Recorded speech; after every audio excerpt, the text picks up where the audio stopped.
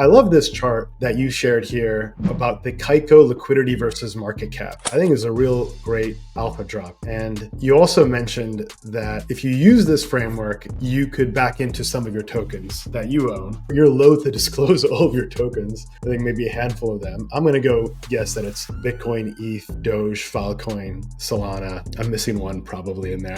You can wink twice if I'm in the right direction, but in any case, do you want to walk us through what this chart is telling us, the liquidity versus market? I think that was shockingly accurate, to be honest with you. But I think basically what this is, Keiko does a really good job of this. One of our data sources for aggregating all these different market data feeds. Crypto is unique in the sense that liquidity moves from decentralized exchanges to centralized exchanges. Every pair is different. Every single exchange globally can list an asset, and where that order book density lives really just, it does change on an asset to asset basis, and sometimes on a month-to-month basis because of how liquid the system is and how easy it is to port assets from one exchange to the other.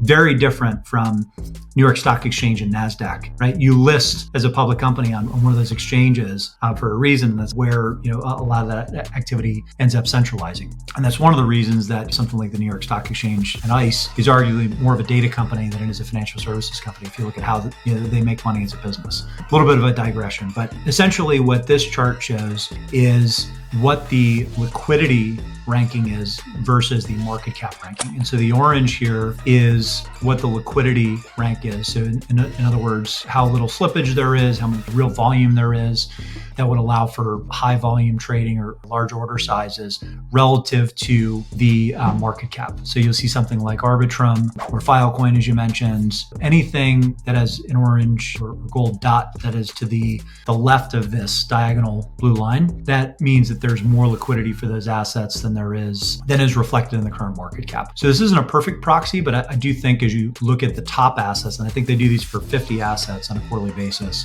when you look at this, probably a good proxy for where institutions and liquid funds will ultimately be able to play as the asset class matures. These will be the assets that they're able to roll their sleeves up and actually add exposure to first.